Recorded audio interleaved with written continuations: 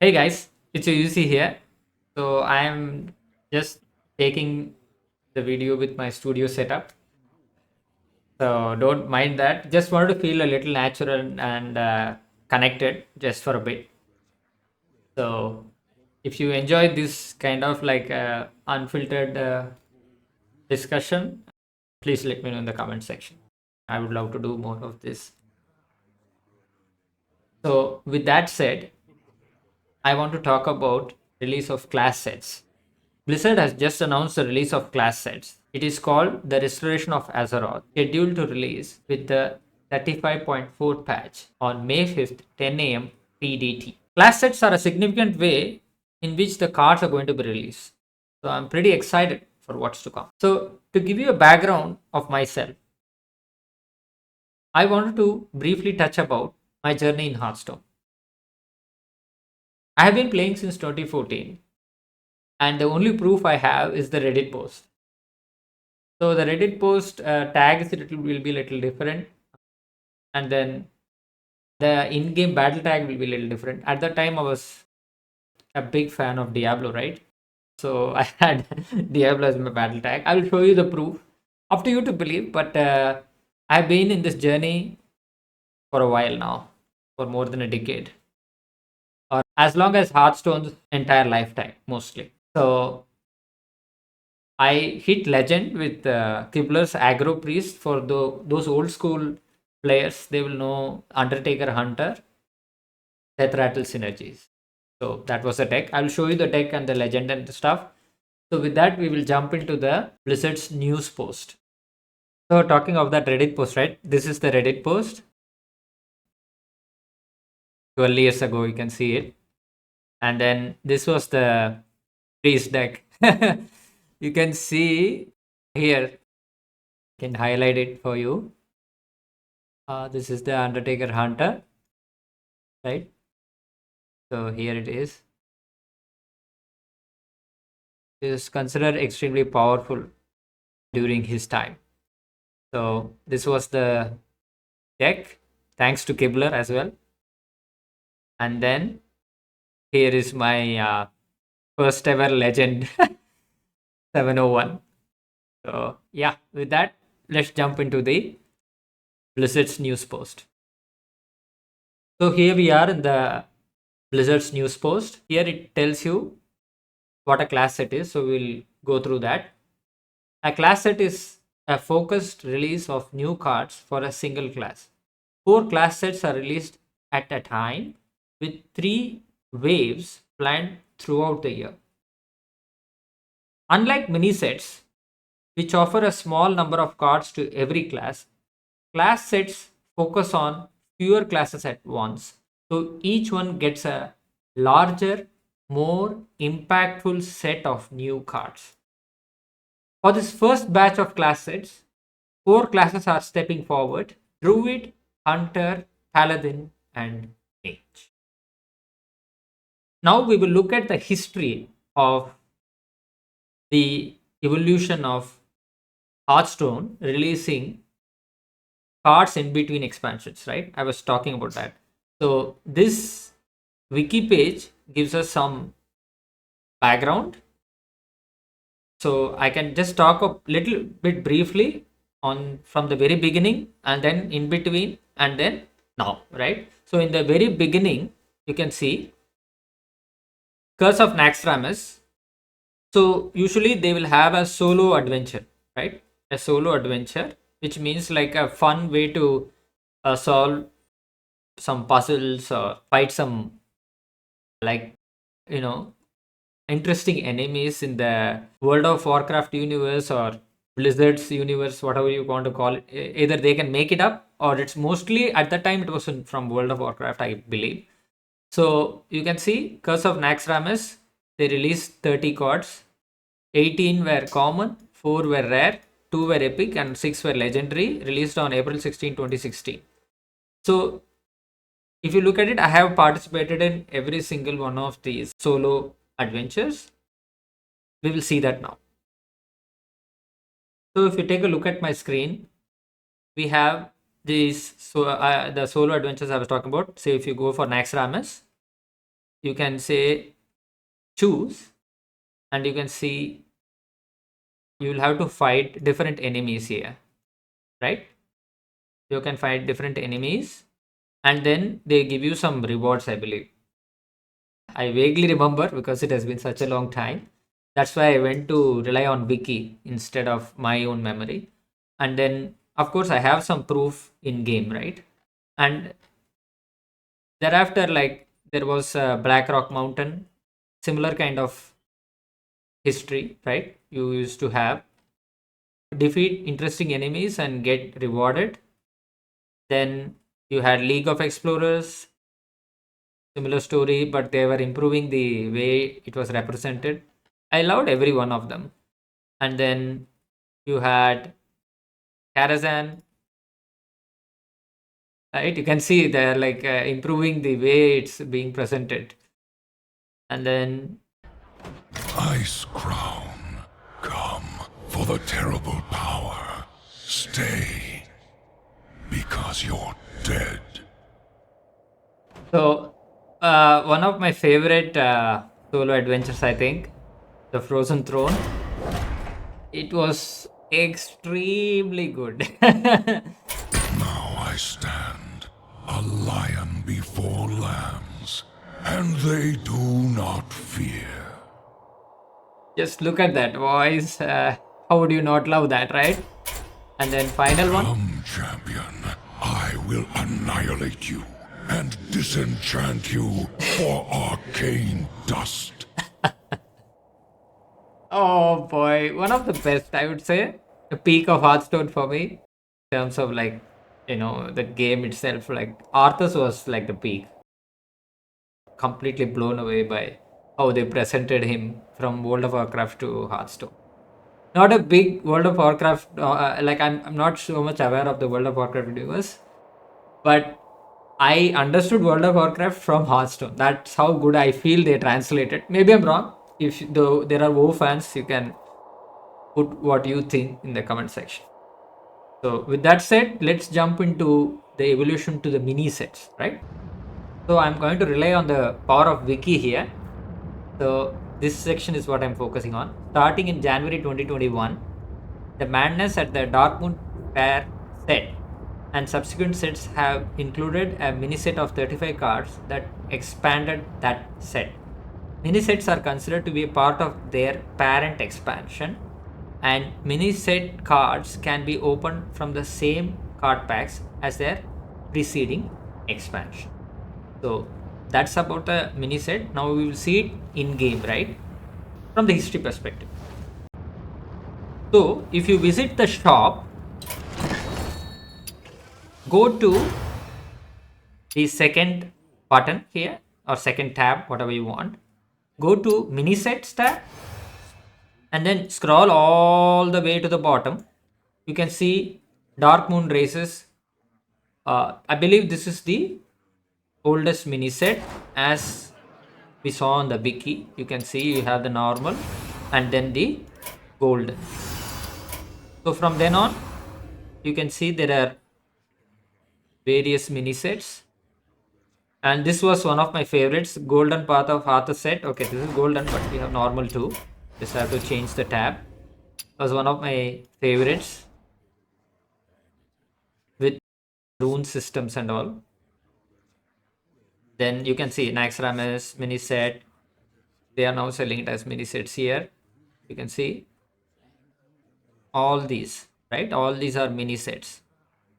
Even you have different factions of the StarCraft mini set, and then the entire one, and then Emerald Dream, the Lost City of Ungoro, then Across the Time Ways.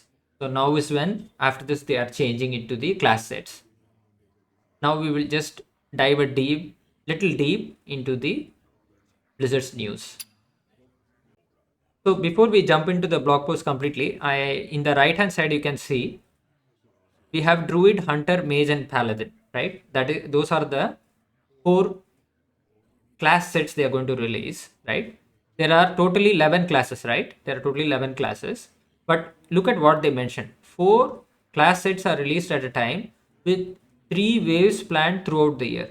So there aren't 12 classes, so you can't release like 4 for one set, 4 for another 4. So there is, I believe, one overlapping class that is going to come, or maybe it's a new monk, what do you call, class that is going to make this list at 12. We don't know, but either the monk is coming, a new class, maybe monk, I don't know, like that's what the people are telling. But the new class and its class set, or this from the existing 11, we might see an overlap, right?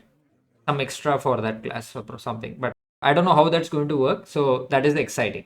So now let's jump into the news post. So now they are stating why, right? Why we are trying class sets. This change comes from a few clear goals within the Hearthstone design team. Stronger class moments, right?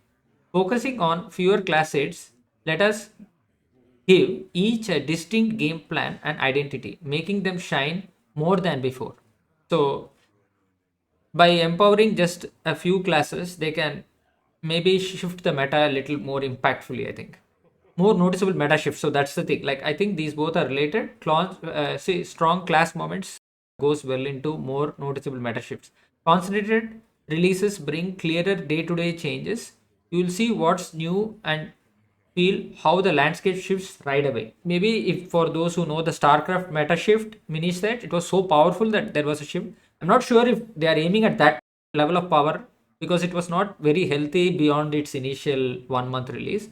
But here, I believe they are somewhere hoping to hit a median between mini sets which are not very impactful to the StarCraft mini set which was very impactful. Like average mini set, not very impactful. StarCraft mini set, which was exception, had a lot of impact. So I think with these class sets, they are trying to focus on few classes and giving more focus to that, so they can have a meta impact. More impactful updates throughout the year. Different classes would rotate into the spotlight, so they are so it's like the wheel turns from 4 classes to the next 4. So it's like kind of spotlight is shifted with 4 classes, keeping the meta dynamic without changing everything at once. So they don't want to change everything at once. They want to change a particular set of classes, right? So also they understand the player sentiment. So that is wonderful from Blizzard. If your favorite class is not part of the initial lineup, so here you can see, we know that can be a bummer, but this approach lets each class shine brighter when its turn comes, and yours will have its moment later this year. So they are giving players that hope, right? That don't worry, if your class is not part of this class set, it will be covered. So here you can see Druid class set and some showcase of the cards, and then you have Hunter and the showcase of the cards. I really like this one specifically. The artwork is fantastic. Replace your future animal companions with a random piece that costs 1 more draw card. And how this card is going to work with all the existing cards of Hunter is going to be a lot of fun. Paladin class set. So it's a like a silver hand recruit theme, right? Double the stats of all friendly silver hand recruits and give them taunt. Give your silver hand recruits +1/+1 this game. And then the mage is the most interesting, but power wise, we are yet to see the entire set, so we cannot judge just based on this. But if you just look at this, might look a little underwhelming, is what I feel like. So here you have these ley lines, right? So all are ley line based cards. So here you have the legendary card. Get all 3 ley lines. Choose a upgrade for your ley lines.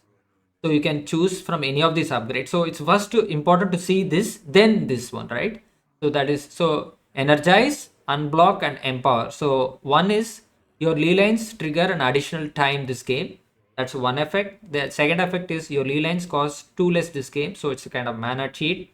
The third one is empower, increase the effect of your ley lines by 2 this game. That is another way you can do. Then if you look at the actual Leyline cards, Bursting Leyline, deal 4 damage to a random enemy minion. Excess damage hits the enemy hero. I think like MTG Trample, right? Same thing. So hit the minion and then the excess to the hero. The next one is Crystallized Leyline. Summon random 6 cost minion. Okay. Leyline Nexus. Draw a card, it costs 1 less. So if you look at the legendary and then the cards, it makes more sense here. But the most important thing is this one, right? The restoration of Azeroth. Class set spotlights, Druid, Hunter, Paladin, and Mage. Each class set delivers 7 new cards, 1 legendary, 2 epics, 2 rares, and 2 commons. With full playlist of epics, rares, and commons, that's 13 cards per class set and 12 total cards across all 4. Quite important. And then class sets can be purchased individually or bundle using runestones, gold, and real money. Individual restoration of Azeroth class set available for 9.99 USD, 1000 runestones or 1200 gold. Restoration of Azeroth class set bundle includes all 4 classes, 2 copies of Cultivating Spite bonus card, and the Volcanic Crush Light Hero skin, available for 1999 USD or 2000 runestones or 2500 gold. From Zeddy's video that I saw, he mentioned that I think because he's in creator Discord, right? I think they will have more insight. So based on what he told, just don't make a mistake of purchasing the individual set for a single class, because once you go for even one purchase, so for example you like Druid and you go for that, you will miss out on having the ability to buy the class bundle, the bundle, right? The bundle. So you will miss the ability to buy the bundle. So based on what he's saying, either if you are 100% sure, then you can go for a single set. If not, please go for the bundle. It's not that expensive. In my opinion, for 2500 gold, I know it has increased. Earlier, we used to have mini sets, I think for around 2000 gold. It's a little expensive, but in the context, if you see, it's way cheaper than going for each individual class, which is 12 fours of 48, right? 4800 gold is going to be very expensive, so don't make that mistake. Gold I'm skipping is 12,000 gold. I think it was 10,000 gold for mini sets, right? Let's check really quick. Let's go for our so let's go for StarCraft. So if you look at gold, yeah, it was 12,000. So off late, yeah, it depends, right? So here you can see the Into the Emerald Dream was 10,000, but Great Dark Beyond is 12,000. Then the Lost City of Ungoro, 10,000. Then time Across the Time Ways, 10,000. So mostly it's 10,000, but sometimes it has gone to 12,000 also. Let's look at Peril in Paradise, 10,000. So what about Arthas? 10,000. So mostly it is 10,000, right? So the price has definitely increased by 2,000 for the most part. So if you don't consider this, for the most players, it might look expensive. 2,500 is reasonable compared to the individual purchase. Although I do acknowledge that players who don't play that regularly, free-to-play players might find it a little difficult. So keep the grind going so you can achieve this. I wish you all the best for that. With that said, I just want to cover the 35.2.2 patch notes, right? So here we will just go through the dev comments. I really like when streamers go through this patch list with a lot of love. So I am just going through for those Hearthstone players who like it to be read and discussed, right? So something like that. So that's my aim. If you like this kind of approach, do let me know. So they are touching 2 cards in this patch, and we will see the reasoning. Dev comments, well met. We are happy with where the metagame is right now, with a wide mix of competitive classes and archetypes seeing play. Because things are generally in a good spot, this patch is intentionally small and focused on making light adjustments to few of the stronger decks. With our new class sets, which we just discussed, arriving in patch 35.4, we want to take some time to see how they shake things up before making any bigger adjustments. I think it's a valid take, right? Because they have the data, we don't as much. But overall, I think they are just taking a very measured approach to see how the meta is going to shift.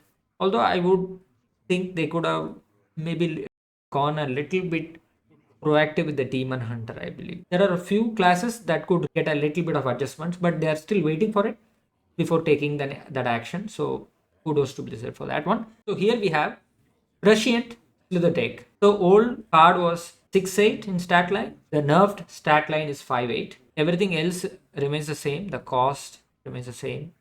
The elusive tag still holds. Cost 3 less. All that text, everything remains the same. Next one is Flight Maneuvers. Old, give your minions +1/+1 and Divine Shield. New, give your minions +1 attack and Divine Shield. So a little bit of nudge there in power level, right? So these are the two changes I want to touch upon. So if you enjoy these kinds of discussions, I love Hearthstone Standard, so I want to cover everything related to it in my channel. So if you look at HS Group, by the way, it's a very good website to check for how the meta is evolving, and kudos to the developer who works on this. Big fan of this website. So if you look at this, we have no minion DH, then you have a Paladin deck, Shaman, and then we have Dragon Warrior, Token Druid, Merithra Druid. These both YouTube videos coming, by the way. Then Herald Rogue, Egglock, then you have Quest Mage, quite difficult to play, but it's there. Then you have Hunter, No Hand Hunter. Then you have Death Knight, Warrior, and Control Priest. Yeah, Control Priest, you can see it's at the bottom of the barrel. So now going back, you can see like why they are saying this, right?